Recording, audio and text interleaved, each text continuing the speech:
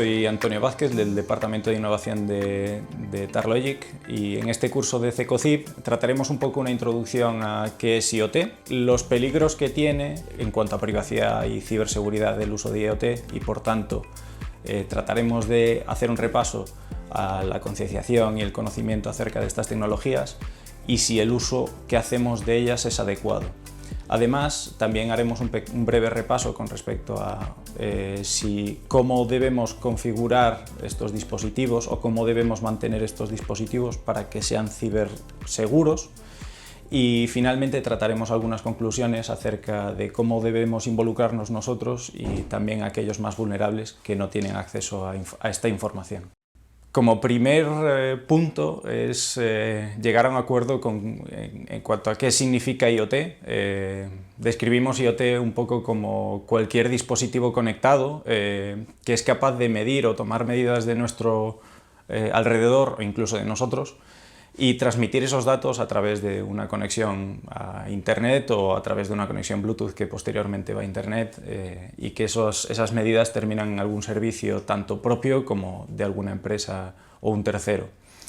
Me gustaría también introducir que todos nosotros estamos rodeados de IoT, hagamos un uso directo o no, y haciendo un cálculo de media en el mundo nos rodean 2 dispositivos IoT a cada uno de nosotros, y si centramos y tomamos esa medida o hacemos esa media en Europa, el número de dispositivos que nos rodean de media son 5 dispositivos por persona. Es decir, hay 5 dispositivos a nuestro alrededor tomando medidas o tomando datos sobre nosotros y que los transmiten a Internet o a servicios en la nube. Por el mero hecho de compartir una sala o compartir un ambiente cercano, estamos compartiendo muchos de nuestros datos.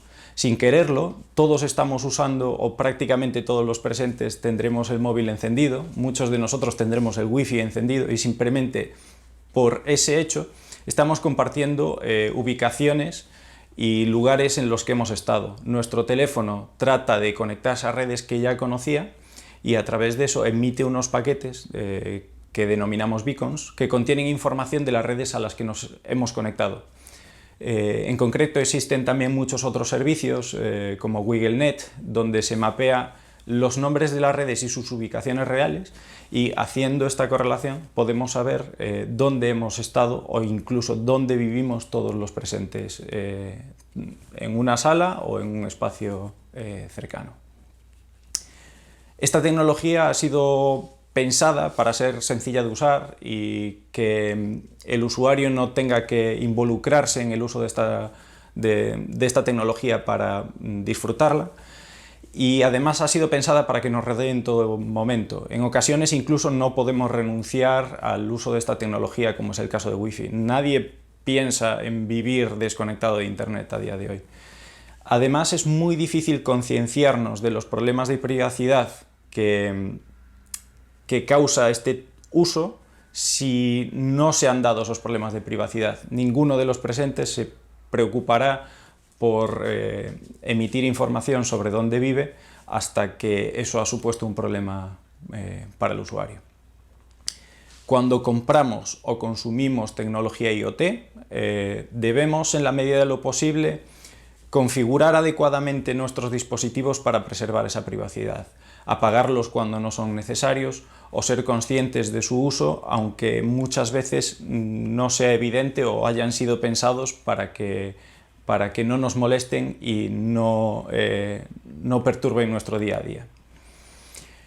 Otro ejemplo de este tipo de usos se puede dar, por ejemplo, en una búsqueda rápida en Internet. Existen servicios como Shodan. Shodan es una especie de buscador especializado, es como un Google en el que tú puedes buscar dispositivos IoT conectados, dispositivos conectados a Internet y en concreto también puedes hacer búsquedas de dispositivos IoT conectados, y una búsqueda rápida con respecto a cámaras existentes muestra 3,6 millones de resultados.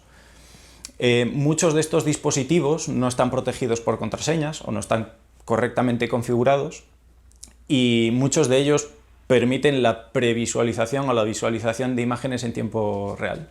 En concreto, se pueden ver ejemplos donde se puede apreciar usuarios en sus propias viviendas, en sus salones o dentro de sus propias casas.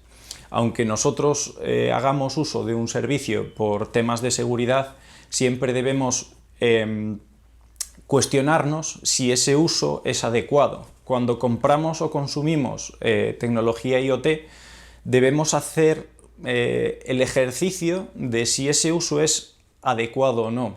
¿Debo, por protección personal, tener una cámara en mi salón que apunte hacia mí, o simplemente con tenerla en el exterior de mi casa es suficiente? ¿O debo o necesito que mi marcapasos tenga conexión Bluetooth? ¿Para qué? Esto supone una posible amenaza desde el punto de vista de la seguridad y posiblemente no sea necesario. Las amenazas no solo se dan por el uso de la tecnología, sino que muchas veces, cuando es inevitable el uso de la tecnología, estas tecnologías se pueden volver contra nosotros. Es decir, la amenaza no siempre es por motivos de privacidad, como en el caso de las cámaras, sino que existen muchos actores que usan estas mismas tecnologías en contra de nosotros. Un ejemplo sería ataques como la botnet de Gorilla o el malware de Mirai, que son son productos de software que se dedican a infectar estos dispositivos IoT conectados a nuestro alrededor, a recabar información como, por ejemplo, para recabar contraseñas o información personal de los usuarios, y además toman el control de estos dispositivos para utilizarse en otros ataques. Por ejemplo, es común utilizar este tipo de botnets como Gorilla o Mirai para realizar ataques DDoS contra servicios públicos por parte de actores maliciosos. Es común encontrar ataques contra servicios educativos, servicios bancarios u otras entidades privadas. Durante la compra de un dispositivo IoT debemos tener en cuenta factores más allá del precio. El precio es un factor súper importante para nosotros como consumidores y es muchas veces lo que marca o lo que distingue un producto de otro, pero si buscamos un dispositivo muy barato, será barato en todos los aspectos, no solo en su uso, no solo en su calidad, sino también en su seguridad. Entonces, debemos tener en cuenta factores más allá del precio, y durante la vida útil del producto debemos hacer el esfuerzo de mantener ese producto de manera segura. Debemos actualizar este producto, cambiar las contraseñas de manera regular, y todo esto es para evitar ataques como los que hemos visto de Mirai y Gorilla, que se aprovechan principalmente de que los usuarios no han cambiado las contraseñas por defecto de sus dispositivos. No toda la responsabilidad cae sobre nosotros como consumidores. Hemos hablado de que debemos ser adecuados a la hora de instalar nuestros dispositivos o usar nuestros dispositivos IoT. Debemos hacer algo de mantenimiento sobre esos dispositivos IoT, pero no todo recae sobre nosotros, y por eso están apareciendo y aparecerán progresivamente más nuevas normativas como el Cyber Resilience Act de la Comisión Europea, que progresivamente obligarán y harán más partícipes a los fabricantes de los deberes que tienen con respecto a la ciberseguridad. Aún así, nosotros como consumidores debemos hacer fuerza con respecto a valorar muchos de los aspectos más allá del precio o de los criterios más simples a simple vista, ¿no? Todos debemos involucrarnos e involucrar a aquellos que nos rodean.